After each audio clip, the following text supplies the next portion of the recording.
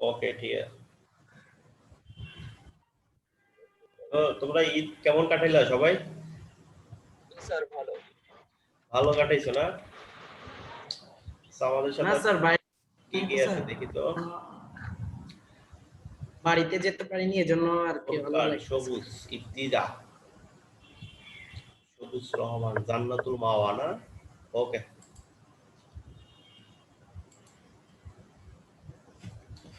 তো সবাই ঈদ ভালোভাবে কাটাইছো নাকি? হ্যালো? Yes, স্যার অনেকদিন জি পর স্যার। অনেকদিন পর তো ক্লাস নিচ্ছি, তো নেটওয়ার্ক একটু প্রবলেম হবে, আস্তে আস্তে ঠিক হয়ে যাবে। কথা বুঝতে পারছো? হ্যাঁ স্যার। তো তোমরা তো লেখাপড়া তো করো না মোটেও মনে হয়। করছিলা লেখাপড়া ছুটিতে? করো নাই? যাই হোক, আজকে থেকে লেখাপড়া শুরু করো। যে যে টপিকস গুলো আমি পড়াচ্ছি,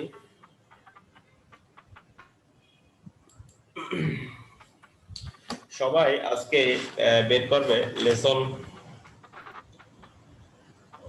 7, ইউনিট 7 লেসন 1, ইউনিট 7 লেসন 1 বের করো সবাই। ইউনিট 7 লেসন 1 বের করো।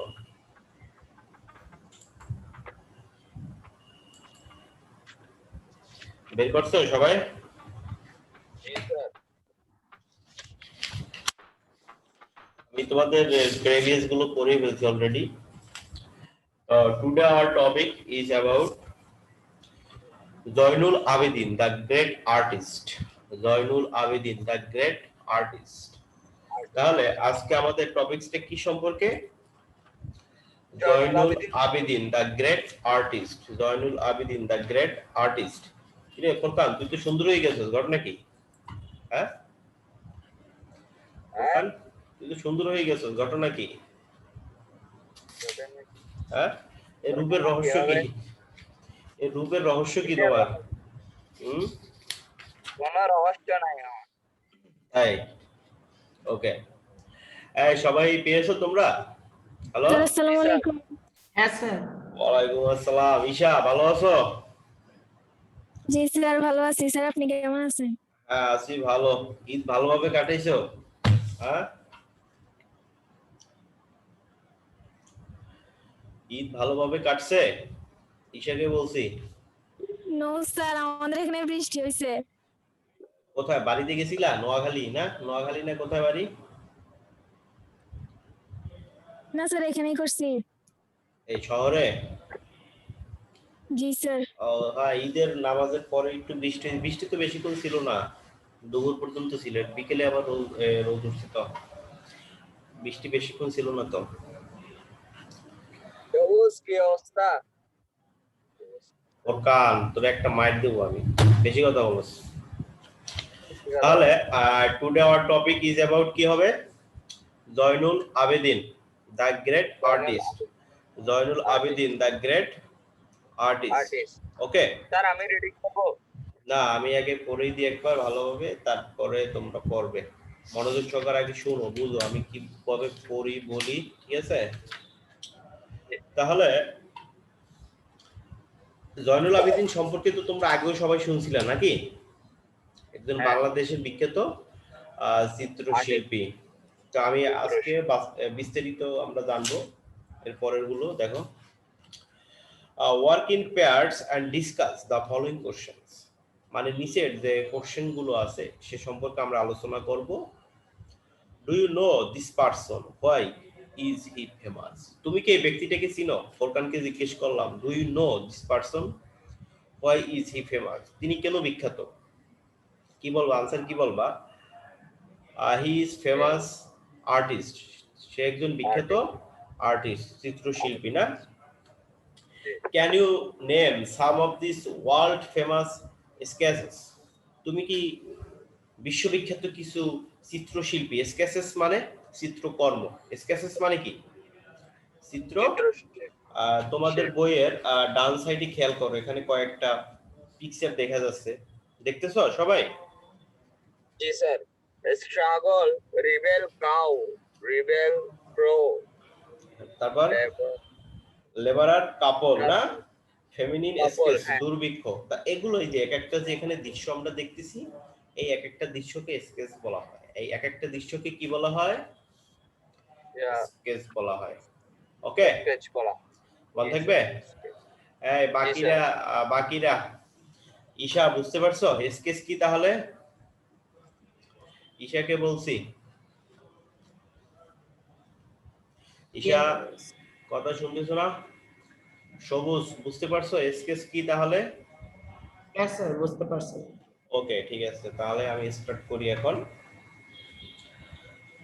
জয়নুল আবেদিন, জয়নুল আবেদিন হ্যাঁ, ব্র্যাকেটে তার জন্ম তারিখটা দেয়া আছে 29 ডিসেম্বর 1914, মানে 1914 সালের 29 ডিসেম্বর জন্মগ্রহণ করে এবং 28 মে 1976, 1976 সালে 28 মে মারা যায়। 1976 সালে 28 মে মারা যায়। বাংলাদেশে আরো দুইজন বিখ্যাত কবি 1976 সালে মারা গিয়েছে, তাদের নাম বলতে পারবে কেউ? সবুজ পারবে? সবুজ রহমান। 1976 সালে বাংলাদেশ থেকে আরো দুইজন কবি মারা গেছে, তাদের নাম বলতে পারবা? দুইজন বিখ্যাত কবি আমাদের বাংলা সাহিত্য। হ্যাঁ, কামরুল হাসান কে? পারো নাই তো, হয় নাই। আমি বলছি দুইজন বিখ্যাত কবি। একজন স্যার, হচ্ছে, কবি? হ্যাঁ, একজন হচ্ছে কাজী নজরুল ইসলাম, সে 1976 সালে মারা গেছে। তারপর হ্যাঁ। কবি জসিমউদ্দিন, সেও 1976 সালে মারা গিয়েছে। কথা বুঝতে পারছো? হ্যাঁ স্যার, মনে ছিল না। তো আনসার তো দিতে পারলা না, এগুলো তো তোমাদের বাংলা বইতে আছে নাকি? বাংলা বইতে থাকবে এটা। ওয়াজ এ বাংলাদেশি পেইন্টার, ছিল একজন বাংলাদেশি চিত্রশিল্পী। তাহলে জয়নুল আবেদিন ছিল কি? বাংলাদেশি একজন চিত্রশিল্পী। He had an extraordinary talent, তার ছিল অসাধারণ মেধা। এক্সট্রাঅর্ডিনারি ট্যালেন্ট মানে কি? অসাধারণ মেধা। অ্যান্ড ওয়াজ ইন্টারন্যাশনালি রিকগনাইজ, আন্তর্জাতিকভাবে স্বীকৃতি ছিল ফর হিজ পেইন্টিং, তার এই চিত্রকলার জন্য। আন্তর্জাতিকভাবে স্বীকৃত ছিল কি? তার এই চিত্রকলার জন্য। He became well known in 1944 through his series of paintings. He became well known, সে বিখ্যাত হয়েছিল ইন 1944, 1944 সালে। এটা আন্ডারলাইন করো। He became well known in 1944, সে বিখ্যাত হয়েছিল কত সালে? 1944 সালে না? Through his series of paintings on the great man-made feminine in Bengal during British colonial rule. তাহলে 1944 সালে তো আমাদের বাংলাদেশে কি ভারতীয় শাসন, ভারতীয় উপমহাদেশে তখন কি ব্রিটিশ শাসন চলছিল না? ব্রিটিশ শাসন চলাকালীন সময় আমাদের এই বাংলাদেশ, ভারত, পাকিস্তানে মনুষ্য সৃষ্টি ভূমিকম্প দুর্ভিক্ষ হয়েছিল। মনুষ্য সৃষ্টি দুর্ভিক্ষ হয়েছিল। মনুষ্য সৃষ্টি দুর্ভিক্ষ মানে কি? মানে কেউ খাবার মজুত করে রেখেছিল, খাদ্য সামগ্রী মজুত করে রেখেছিল। তাহলে একদল মানুষ খাবার না খেয়েই মারা গিয়েছিল, আর একদল মানুষ শুকেছিল। ঠিক আছে, এই জন্য এটাকে বলা হয়েছে ম্যান মেড ফেমিনিন, মানে মনুষ্য সৃষ্ট দুর্ভিক্ষ। এটা আন্ডারলাইন করো, ম্যান মেড ফেমিনিন। সবাই আন্ডারলাইন করো, ম্যান মেড ফেমিনিন।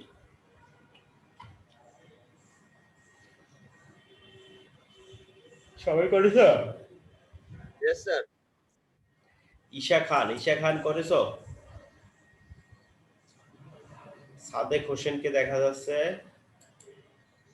তারপরে জান্নাতুল মাওয়া, তুমি কি কথা শুনতেছো? জি স্যার। কথা শোনা যাচ্ছে? জান্নাতুল মাওয়া কথা কি শোনা যাচ্ছে? হ্যালো হ্যালো, জি স্যার। তুমি কি নতুন ভর্তি হয়েছো স্কুলে? হ্যালো, জি স্যার। আগে কোন স্কুলে ছিলে আগে? হ্যালো, আগে কোন স্কুলে ছিলে? স্যার আগে স্যার অগ্রসরে। অগ্রসর, এটা আবার কোথায়? অগ্রস এই স্কুলটা কোথায়? স্যার এটা স্যার নোয়াপাড়ার ফোয়ারাপাড়ায়। ও আচ্ছা, যাই হোক। আমি যেখানে আন্ডারলাইন করতে বলছিলাম তুমি ওখানে আন্ডারলাইন করছো, যেখানে যেখানে বলছি? জি স্যার। ওকে, ঠিক আছে, মনোযোগী হও। He played a vital role in the art movement in Bangladesh. He played a vital role, সে একটি গুরুত্বপূর্ণ ভূমিকা পালন করেছিল in the art movement in Bangladesh, বাংলাদেশে শিল্পকলা আন্দোলনে বা বাংলাদেশের চিত্রশিল্পী আন্দোলনে, চিত্রশিল্প বা চিত্রকলা আন্দোলনে সে কি একটি গুরুত্বপূর্ণ ভূমিকা পালন করেছিল। and was the founding principal of the Government Institute of Arts, এবং সে প্রিন্সিপাল প্রতিষ্ঠাতা প্রিন্সিপাল হয়েছিল সরকারি চারুকলা ইনস্টিটিউট, ইনস্টিটিউট অফ আর্টস মানে চারুকলা institute. Now faculty of fine arts, এটাকে বলা হয় কি ফাইন আর্টস। এটাকে ইংলিশে কি বলে? আমরা যে চারুকলা যে সাবজেক্টটা, চিত্র আঁকা আঁকি, ছবি আঁকা আঁকি, চারুকলা বলে বাংলায় না, এটাকে ইংলিশে কি বলা হয়? Fine arts. ইংলিশে কি বলা হয় এটাকে? Fine arts. Okay. At university of Dhaka, মানে ঢাকা ভার্সিটির অধীনে যে ফাইন আর্টস ফ্যাকাল্টিটা আছে সেটা তিনি প্রতিষ্ঠাতা প্রিন্সিপাল ছিলেন শুরু থেকে। His paintings on Bengal feminine are considered as his most characteristic works. His paintings on Bengal feminine, তার এই বাংলা দুর্ভিক্ষের উপরে যে চিত্রকর্মগুলো, এটাকে বিবেচনা করা হয় তার সবচেয়ে বৈচিত্র্যপূর্ণ কাজগুলোর একটি, সবচেয়ে বৈচিত্র্যপূর্ণ কাজগুলোর একটি। হিজ হোমল্যান্ড অনার্ড হিম, তার মাতৃভূমি তাকে সম্মানিত করেছিল উইথ দ্য টাইটেল শিল্প আচার্য। এটা আন্ডারলাইন করো। His homeland honoured him with the title শিল্প আচার্য, মানে জয়নুল আবেদিনকে আমাদের এই বাংলাদেশ তাকে শিল্প আচার্য টাইটেল দিয়েছিল, বা শিল্প আচার্য টাইটেল দিয়ে তাকে সম্মানিত করেছিল। এটা আন্ডারলাইন করেছে সবাই? হ্যালো, জি sir. Yes sir. Jannatul Mawa তুমি করেছো?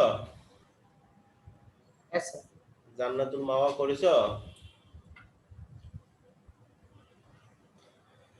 তারপর দেখো, or the great teacher of arts for his artistic and visionary qualities. The great teacher, এবং তিনি একজন মহৎ শিক্ষক হিসেবে, মহান শিক্ষক হিসেবে আর্টিস্টিক অ্যান্ড ভিশনারি কোয়ালিটিস, তার ভিতরে যে শৈল্পিক এবং ভিশনারি কোয়ালিটিস ছিল, মানে স্বপ্নবাদী গুণাবলী, শৈল্পিক গুণাবলী যে তার ভিতরে ছিল, সেগুলোর কারণে কি তাকে আমাদের এই বাংলাদেশ শিল্প আচার্য উপাধি বা সম্মানিত ভূষিত করেছিল। He was a pioneer of the modern art movement. He was a pioneer, এটা আন্ডারলাইন করো। He was a pioneer of modern art movement. সে আধুনিক শিল্পকলা আন্দোলনের বা আধুনিক চারুকলা আন্দোলনের অগ্রদূত ছিলেন। পায়োনিয়ার মানে অগ্রদূত, পায়োনিয়ার মানে অগ্রদূত। এই তোমরা কোথায়, কথা শুনতেছো? জি স্যার। ইয়েস স্যার, শুনতেছি। পায়োনিয়ার মানে কি? অগ্রদূত। পায়োনিয়ার মানে কি? অগ্রদূত।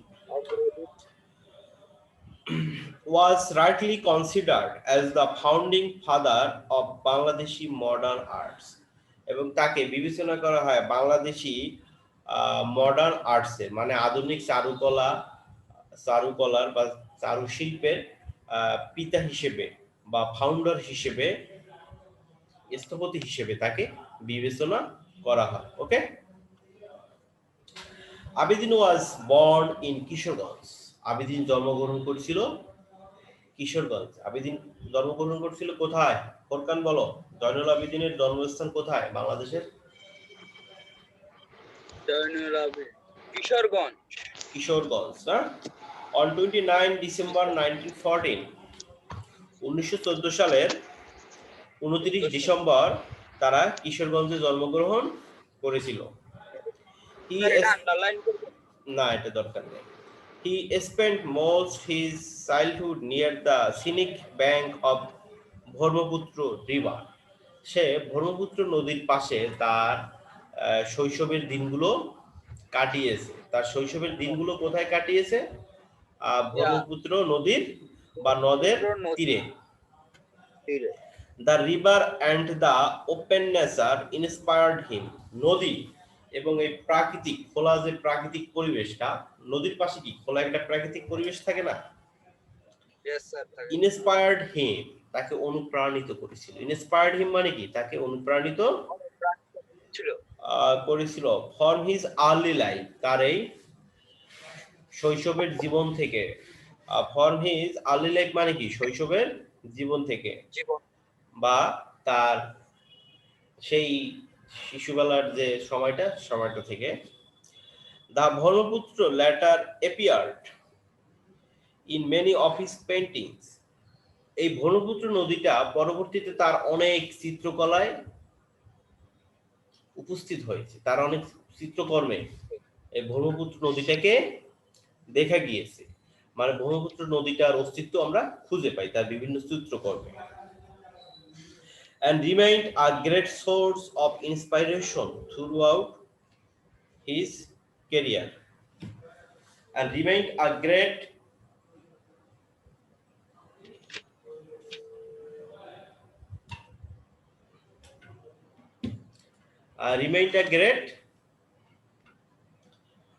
source of inspiration throughout his career.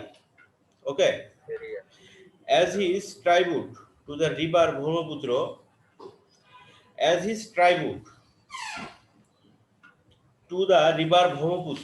এই রিভার ব্রহ্মপুত্রের কাছে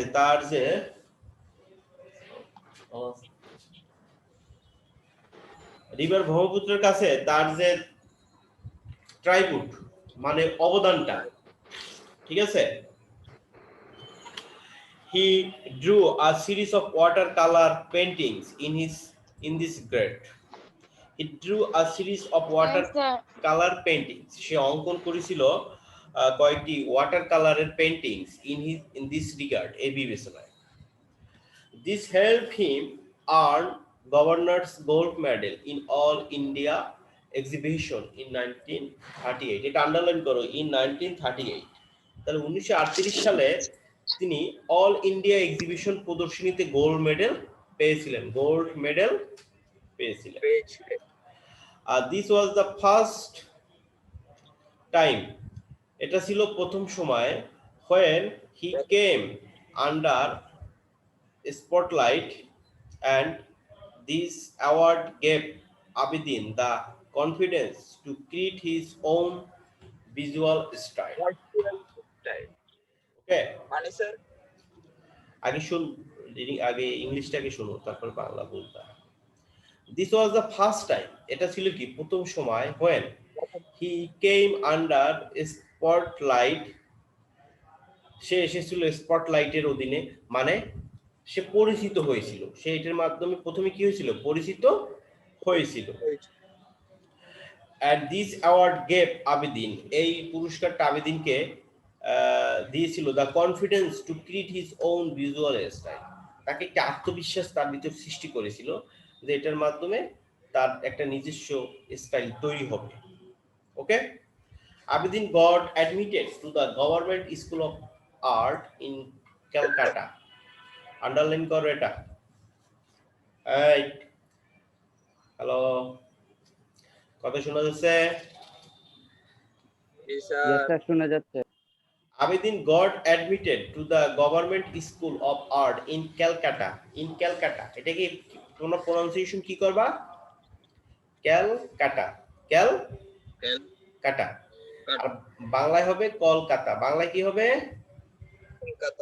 Kolkata. Now Government College of Art and Crafts, Kolkata, India. বর্তমানে এটার নাম হচ্ছে সরকারি art and craft college, Kolkata. Okay, নামটা চেঞ্জ হয়েছে। Here he learned European academic style for 5 years.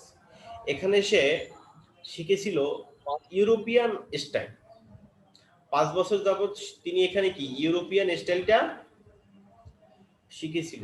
5 বছর যাবত তিনি এখানে কি শিখেছিল? ইউরোপিয়ান স্টাইলটা শিখেছিল। মানে ইউরোপিয়ান স্টাইলের চিত্রকল্পগুলো কিরকম, কিভাবে আঁকতে হবে, তাদের কালচার সম্পর্কে তিনি আইডিয়া নিয়েছিলেন। Later he joined the faculty of the same school. After his graduation, later he joined the faculty of the same school. তারপর সে জয়েন করে একই ধরনের একটি স্কুলের ফ্যাকাল্টিতে তার গ্রাজুয়েশন শেষ হওয়ার পরে। গ্রাজুয়েশন মানে কি? স্নাতক। গ্রাজুয়েশন মানে স্নাতক, যেটা আমরা অনার্স মাস্টার্স বলি আর কি। He was the first Muslim student to obtain first class. সে ছিল প্রথম মুসলিম ছাত্র। তাহলে জয়নুল আবেদিন ছিল কি? প্রথম মুসলমান ছাত্র। এই তোমরা কথা শুনতেছ? জি স্যার। জয়নুল আবেদিন ছিল প্রথম মুসলমান ছাত্র যে ফার্স্ট ক্লাস অর্জন করেছিল। Obtain first class with distinction from the school. সেই স্কুল থেকে এখানে স্কুল বলতে তোমরা যে স্কুল লেভেল পড়ো এইরকম স্কুল না। সাধারণত ইউরোপিয়ান স্টাইলে গ্রাজুয়েশন মানুষ যেখান থেকে করে সেটাকে স্কুল বলা হয়।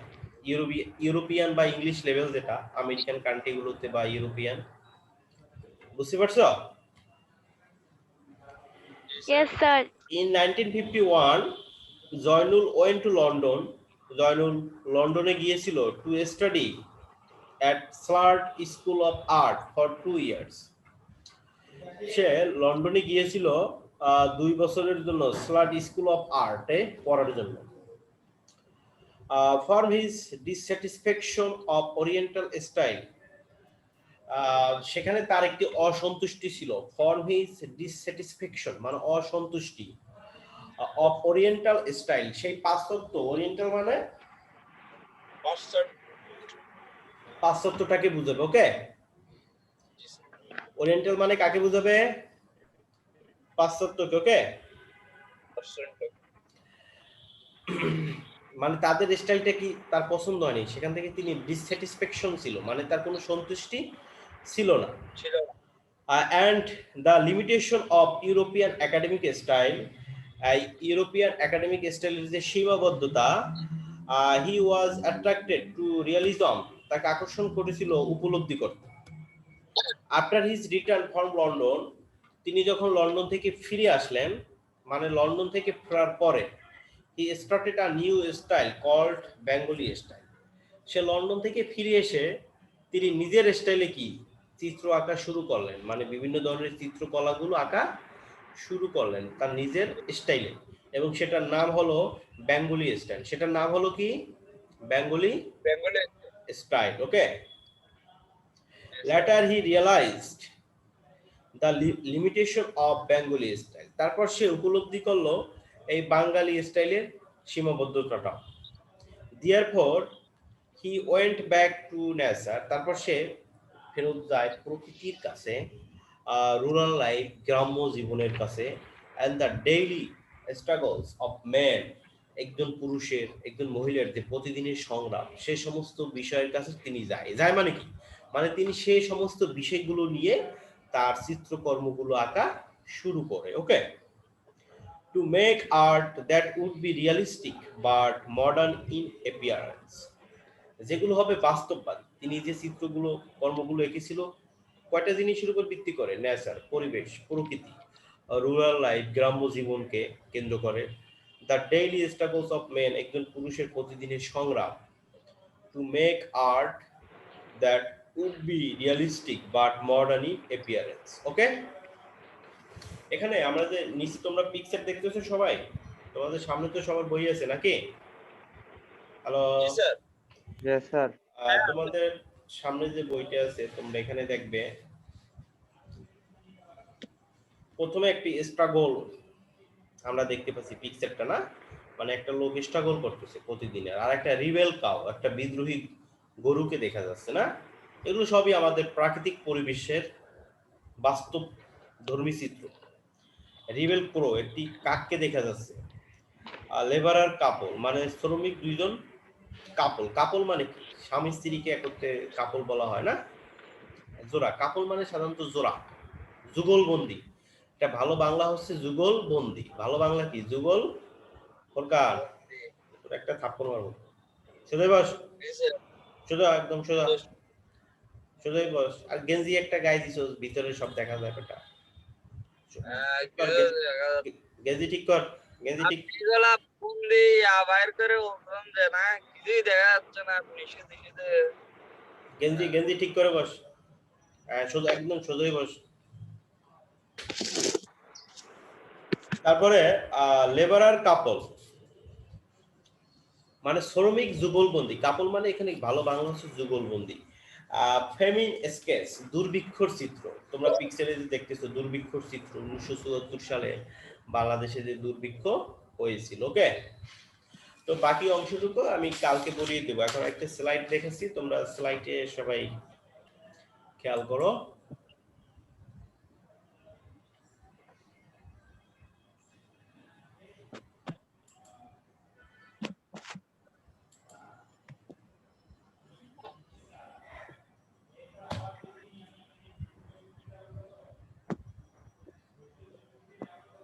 স্লাইড দেখা যাচ্ছে? এই তোমরা কি স্লাইড দেখতেছো সবাই? Yes sir. ওকে, তাহলে আজকে আমরা জয়নুল আবেদিন সম্পর্কে বললাম না, আমাদের টপিকসটা ছিল জয়নুল আবেদিন সম্পর্কে। Welcome to you. আজকে আমাদের লার্নিং আউটকামস কি ছিল? আমরা tell about biography of Zainul Abedin. Zainul আবেদিনের বায়োগ্রাফি সম্পর্কে আমরা জানলাম না। Okay, describe the remarkable works of Zainul Abedin. তারপরে জয়নুল আবেদিনের যে রিমার্কেবল ওয়ার্ক গুলো আছে সে সম্পর্কে একটু আমরা চিত্রে দেখতে পেলাম এবং জানলাম। বাকিরা কোথায়? বাকিরা কথা শুনতেছ? ইয়েস স্যার, শুনতেছি। দেখো এই যে জয়নুল আবেদিন চিত্র আঁকতেছে, একটি চিত্র। তাহলে এগুলো হচ্ছে কি আমাদের পুরোটাই একটা প্রকৃতি নিয়ে আঁকা বা rural life, daily struggle of men না, মানে তার চিত্রকর্মগুলোতে আমাদের প্রকৃতির একটি প্রতিচ্ছবি থাকে বা গ্রাম্য জীবনের একটি প্রতিচ্ছবি দেখা যায় না? দেখতেছো সবাই? জি স্যার। তাহলে এটাকে একটা স্কেচ বলা হবে। এটাকে কি বলা হবে? স্কেচ বলা হবে। কি বলা হবে? স্কেচ বলা হবে।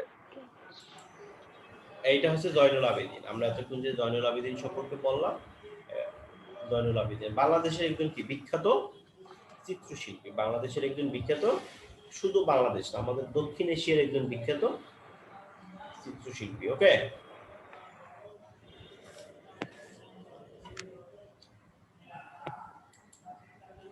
এই যে এই স্কেচ গুলো উনি অঙ্কন করেছে, স্কেচ গুলো খেয়াল করো। এটা হচ্ছে দুর্ভিক্ষের, এটাও আমাদের দুর্ভিক্ষ 1944 সালে যে দুর্ভিক্ষ হয়েছিল। ম্যান মেড ফেমিনিন, এটাকে বলা হয় কি ম্যান মেড ফেমিনিন, মানে মনুষ্য সৃষ্ট দুর্ভিক্ষ, মনুষ্য সৃষ্ট দুর্ভিক্ষ। ওকে, এখানে একটা দেখা যাচ্ছে, দেখতেছো? এই একটা দেখা যাচ্ছে। তাহলে এগুলো হচ্ছে কি মনুষ্য সৃষ্ট দুর্ভিক্ষ।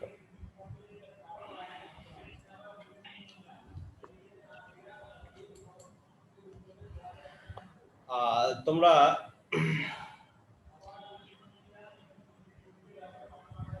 এগুলো একটু লিখো, খাতায় লিখে ফেলো, ঝটপট ওয়ার্ড গুলো খাতায় লিখে ফেলো।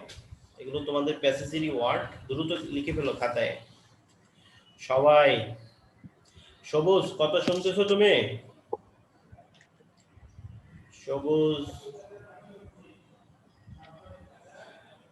সবুজকে বলতেছি।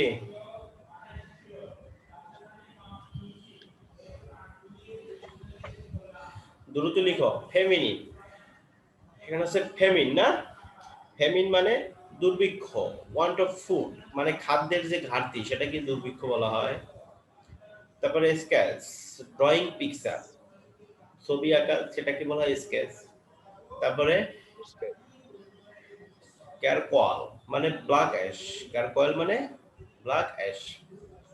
স্টারভেশন, স্টারভেশন মানে কি pass the days in hunger, মানে ক্ষুধার্তের সাথে যে দিনগুলো অতিবাহিত করা সেটাকে বলা হয় স্টারভেশন। ক্ষুধার্তের সাথে যে দিন অতিবাহিত করা সেটাকে বলা হয় স্টারভেশন।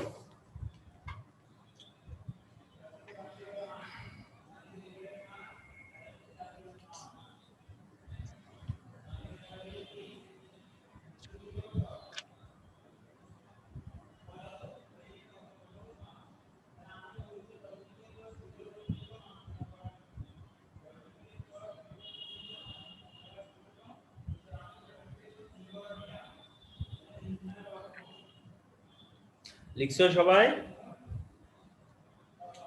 তো দ্রুত লিখো।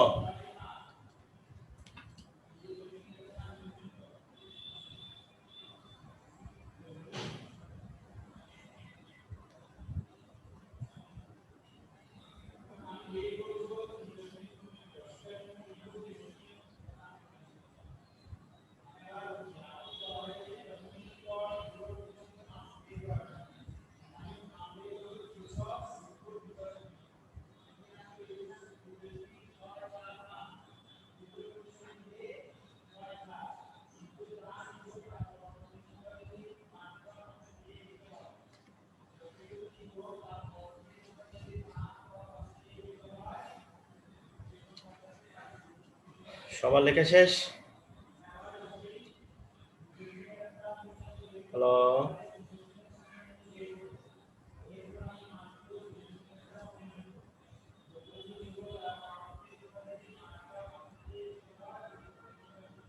ফরকান লেখা শেষ? স্যার এই তো আরেকটা আর লিখো, তাড়াতাড়ি লিখো।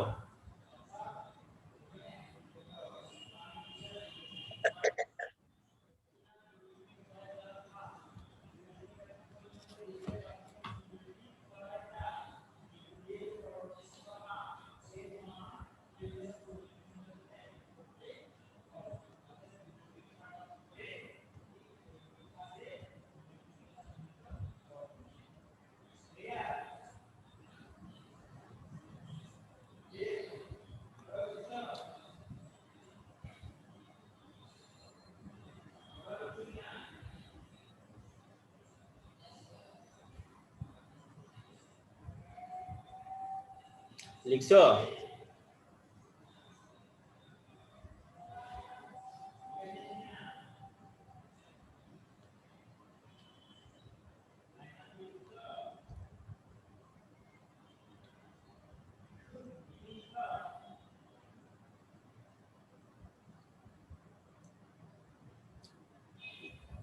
লিখছো? সবার লেখা শেষ? জান্নাতুল মাওয়া তুমি কি লিখছো? জান্নাতুল মাওয়াকে বলছি। ইয়েস স্যার লিখছি। ওকে, ঠিক আছে। তাহলে সভাপতি একটা প্রশ্ন হতে পারে, হোয়াট ইজ ফেমিন, মানে দুর্ভিক্ষ কি? কারণ আজকে আমাদের অনেক এই দুর্ভিক্ষ ওয়ার্ডটা অনেকবার আসছে না আমাদের এই প্যাসেজে। হোয়াট ইজ ফেমিন, দুর্ভিক্ষ কি? তো দুর্ভিক্ষ কি তোমরা আনসারটা এখান থেকে প্যাসেজটা পড়ে আনসার শিখে ফেলবা। ওকে, তাহলে আমরা জয়নুল আবেদিনের আজকে বায়োগ্রাফি সম্পর্কে পড়লাম না? Biography of Zainul Abedin at a glance. Zainul আবেদিনের বায়োগ্রাফিটা অ্যাট এ গ্লান্স দেখে নাও।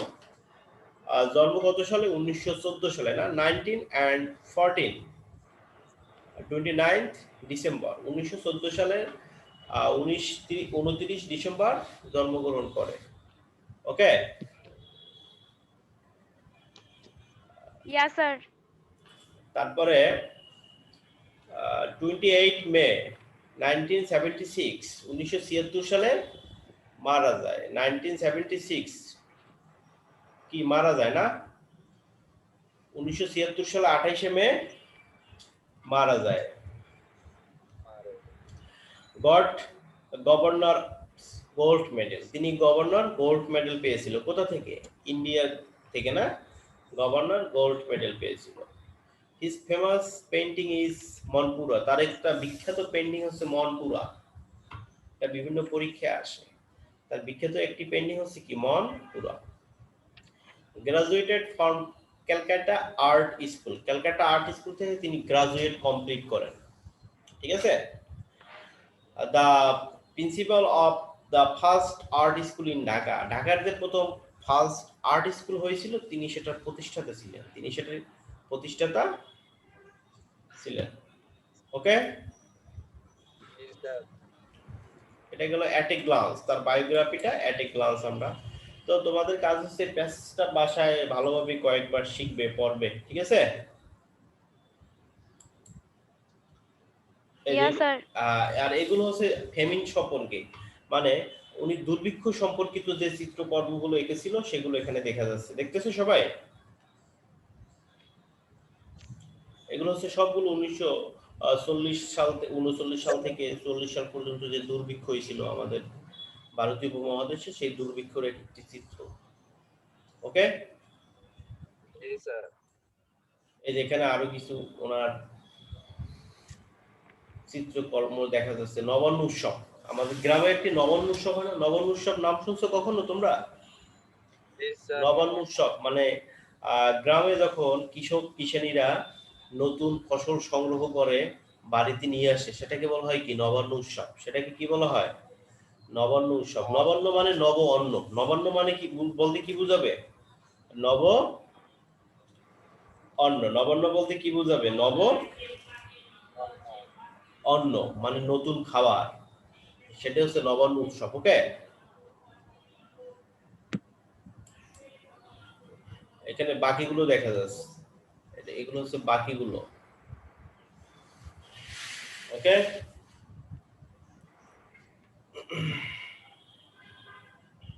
দেখতেছো বাকিগুলো?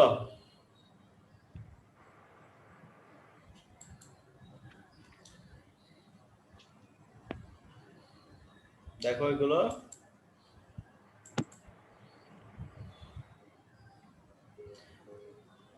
তো তোমরা বাসায় বসে প্যাসেজটা খুব ভালোভাবে কয়েকবার রিডিং করবে। প্যাসেজটা ইম্পর্টেন্ট, এখান থেকে কিছু না কিছু থাকে পরীক্ষায়, আর বাকিটুকু কালকে শিখিয়ে দেবো। ওকে, ওয়ার্ড মিনিং গুলো শিখবা, কোশ্চেন গুলো দেখবা, আর ডায়েরিতে আমি তোমাদেরকে ডায়েরি দেবো, ডায়েরি অবশ্যই চেক করবে, ঠিক আছে?